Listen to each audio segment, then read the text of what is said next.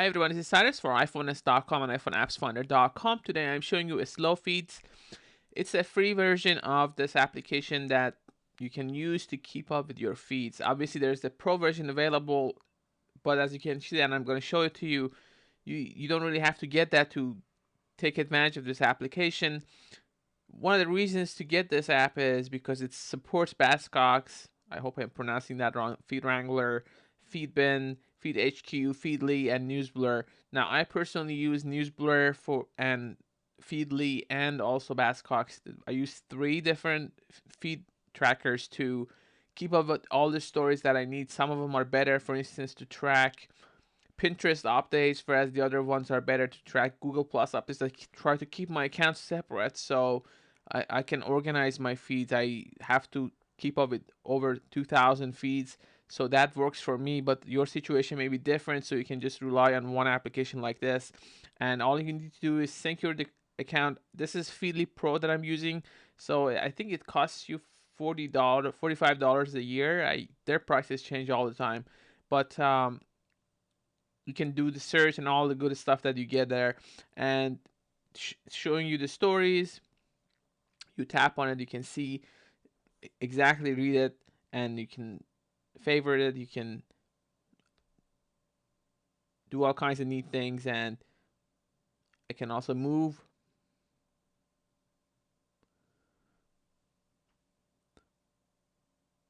You want to manage your subscriptions, and this explains exactly the features you get. So, for instance, if you want to keep up with the high volume items, or if you have a slow feeds, or if you want to just see the images, and that's actually very helpful.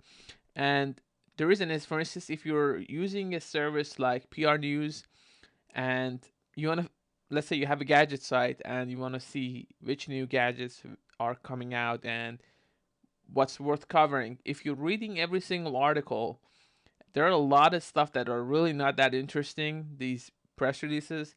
But if you're seeing the images, sometimes you can actually catch stories faster. And obviously, it's going to be different for everyone. Not everyone is going to write about gadgets, or so there are reasons to actually take advantage of this. And you have to get the 299 version to get those features. You can see exactly, if I go, you can see the high volume items in the background. It's actually going to take a little bit of time to actually sync and get all the updates. So if you're not seeing any results, that's the reason. You can see the items that I've actually favorited on Feedly, and the last one that I did was the beginning of the universe. It was a pretty awesome article, and I don't actually use that a lot anyway. So you have the action menu items, pretty straightforward. And I can sync again, and let's just go and go through the articles, so just to give you an idea. So it's going to take a little bit of time to sync. Now if you upgrade to the full version, you obviously get the ability to get the high volume feeds, you get the ability to get the images, hot links, things like that. And let's just tap there. Very clean design.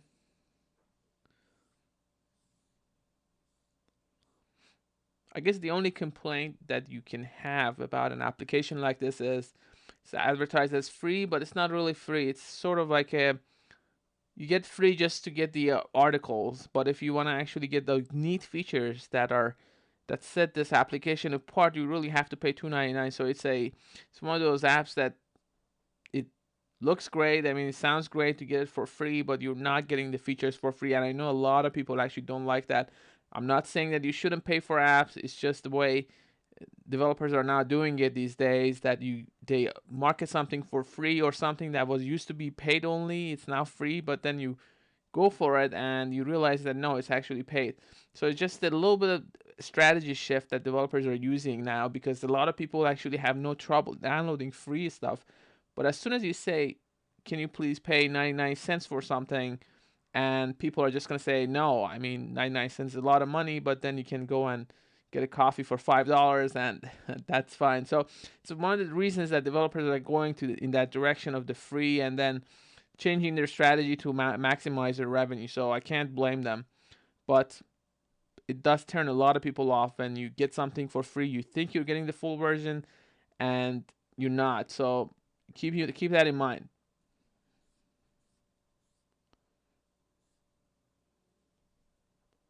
Now I could actually go and add Basscocks or Feed Wrangler or Feed Bin or Feed HQ or Feedly. I have that actually here, and Newsblur, and keep up with all those. But I have only one account that I want to keep track of, and this does the job. If you need a tool to help you keep up with your feeds, this could help. I personally like my Mr. Reader, and I also like the Newsify application, and those two are more than great for me to get the job done. Newsify, you don't really need an account. You can just add your favorite blogs and track your stories there. I use that to keep up with the news every night with Gizmodo and a few other top sites that cover pretty much everything every day. And then I use Mr. Reader to keep up with everything else that I have to keep up with. So there's really no need for me to download this application. But if you're just looking for one and looking for something different, this might have. It looks decent, and I do encourage you to get the 299 version if you wanna get all the good features. So please let me know if you found better RSS readers. I personally, as I mentioned, Mr. Reader, Newsify, the two that I use, and they get the job done. I also use Feedly Pro, Newsblur, and also that's also Pro, and Basscocks, that I think that costs you $19 a month, a year, and it's a pretty good deal. Thanks again for watching, guys.